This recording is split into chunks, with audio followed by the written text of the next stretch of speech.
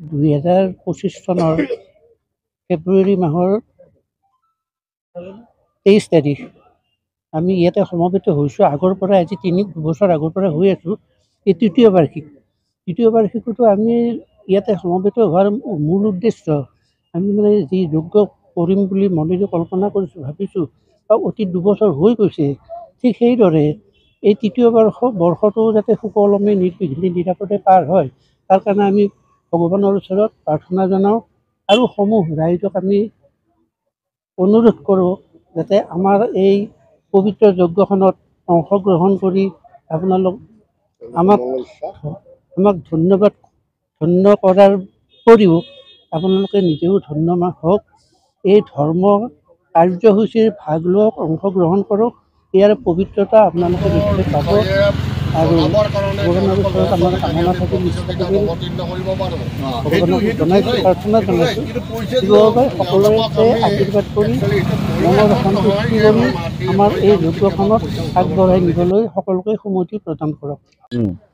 মানে 8 তাৰিখে সন্ধিয়া 5 বজাৰ পৰা এক বিশেষ মানে নতুন যুৱ প্ৰজন্মৰ নৱশিল্পী হীৰামণি নাথৰ নাগাৰা নাম পৰিৱেশন আছে। গতিকে যিসকল নাম ধৰ্মপ্ৰেমী ৰাইজ আছে তেখেতসকলক 5 বজাত এই শুভ নামযোৰ চাবৰ বাবে আৰু যি সুবিধাকণ আমি দিছোঁ সেই সুবিধা যাতে তেওঁলোকে লৈ তেওঁৰ নাম উপভোগ কৰে, তাৰ বাবে সেইদিনাখন সন্ধিয়া 5 বজাত সমূহ ৰাইজৰ উপস্থিতি আমি কামনা কৰিলোঁ। ধন্যবাদ। আৰু আপোনালোকৰ মিডিয়া কোষৰ যিসকল লোক আছে তেওঁলোকক আমি আমাৰ 30 দিনৰ কাৰ্যসূচীতে যাতে আপোনালোকৰ এই সহায় সহযোগিতা আমি সুন্দৰভাৱে পাওঁ তাৰ বাবে আমি অনুৰোধ জনালোঁ।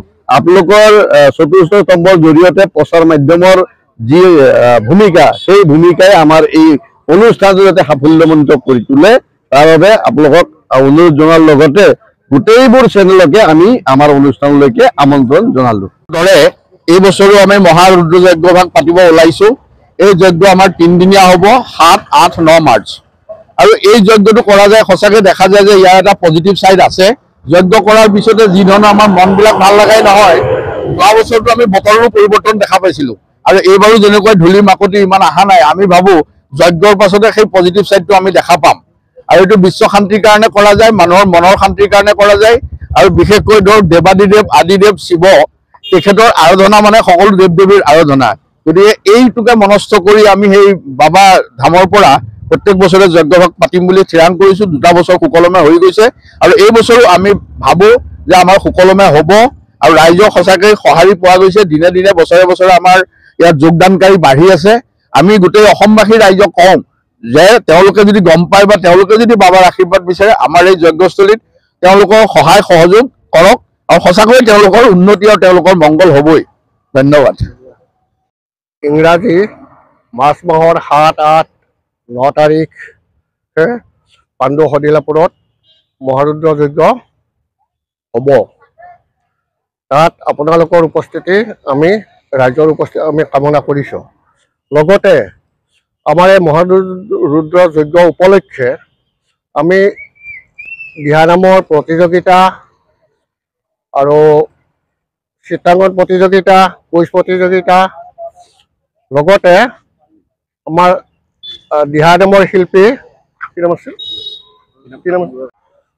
কুমাৰ দিহানাম 8 তাৰিখে, নাগাৰা নাম 8 তাৰিখে অনুষ্ঠিত হ'ব। তাত ৰাইজৰ উপস্থিতি সদল বলে কামনা কৰিলোঁ। আমাৰ 3 দিনীয়া কাৰ্যসূচী থাকিব। 7, 8 আৰু 9।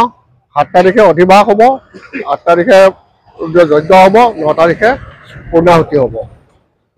মহাৰুদ্ৰ যজ্ঞ এইটো শিৱৰ বিশ্ব শান্তিৰ কাৰণে আমি যজ্ঞখিনি কৰিছোঁ।